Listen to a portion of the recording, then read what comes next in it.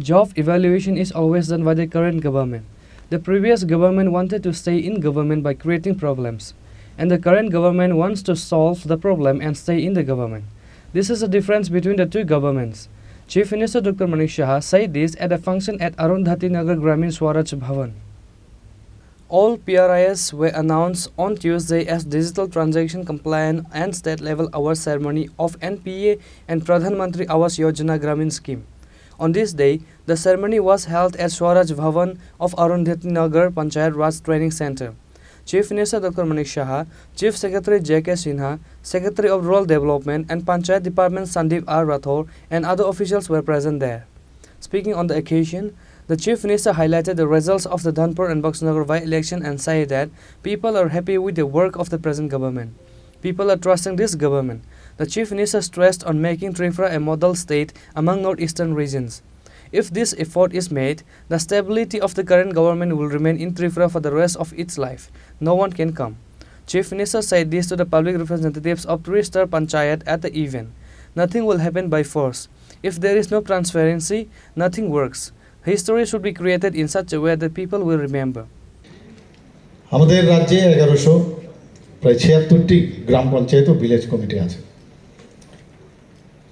এবং 8টি জেলা পরিষদ 75টি পঞ্চায়েত সমিতি। বিভিন্ন সময় বিভিন্ন কথাবার্তা আসে আমাদের কানে।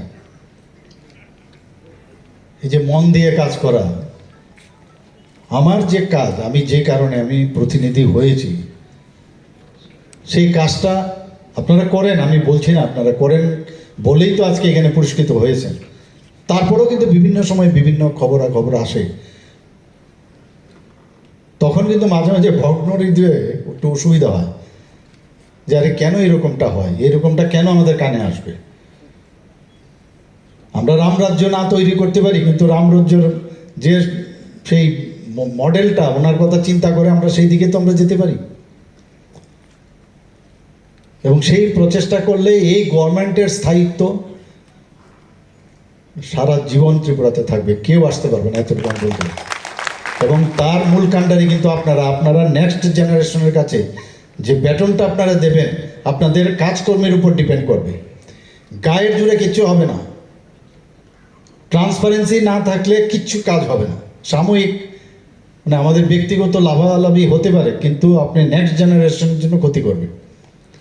আজকাল আমরা আমাদের যে বিভিন্ন যে মাইনের বা আমাদের যে রিসোর্স, আমাদের যেমন পেট্রোল থেকে আরম্ভ করে, গ্যাস থেকে আরম্ভ করে, কয়লার থেকে আরম্ভ করে, আয়রন থেকে আরম্ভ করে, আমরা কেন বলছি যে এখন মানে সব যদি আমরা শেষ করে দিই, নেক্সট জেনারেশনকে আমরা কী দিয়ে যাব?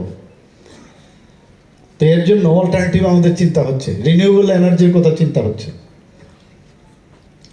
আমার নেক্সট, আমরা ভাবছি আমি আছি, আমার জীবন আছে, আর নেক্সট আর কেউ না থাকলেও চলবে, বা ওইভাবে আমরা চিন্তাই করি না। দেশাত্মবোধের যে ভাবনা, যে কারণে মাননীয় প্রধানমন্ত্রীজি বারবার সেই দিশাই আমাদের মনে করিয়ে দিচ্ছে, হর ঘর তিরঙ্গা, মেরে মিটি মেরা দেশ, এই যে বিষয়গুলো আসছে এই কারণে যে দেশকে নিয়ে ভাববার। আমরা মাঝে মাঝে ডেভিয়েট করি, সে আপনি হন, আমি হই, আমরা হই, যেই হোক, এই ভাবনা চিন্তা যদি হয় তাহলেই future would be very bright. আমাদের ত্রিপুরার চেহারা আপনি যখন মৈত্রী সেতু খুলে যাবে, আর আমাদের ট্রেন যখন মানে আজকেও আসছিলাম রাস্তা দিয়ে, দেখতে দেখতে দেখলাম সেই রেল লাইনও ফিট হয়ে যাচ্ছে এখানে, বাংলাদেশের সাথে যখন যুক্ত হবে, মানে এখান থেকে 6 থেকে 8 ঘন্টার মধ্যে আমি কলকাতায় চলে যেতে পারব। মানে ভাবা যায় কোনো দিন?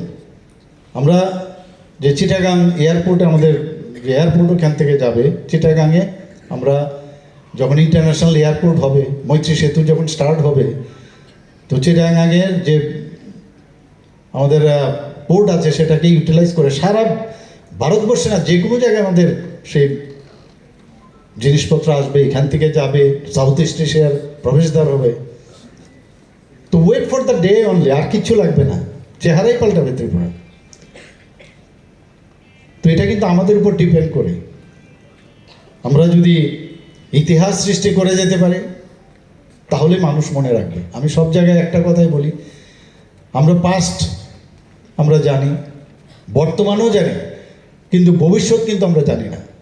তো এমন কাজ আমাদের করে যেতে হবে সেই কাজ যেটা ভবিষ্যৎ থেকে বর্তমান হবে এবং ইতিহাস সৃষ্টি করতে হবে, সেই কাজ আমাদের করতে হবে। মানুষ তবেই আমাদের মনে রাখবে। On this day, the Chief Minister handed over certificates to the representatives of Gram Panchayats and districts who received awards in various schemes.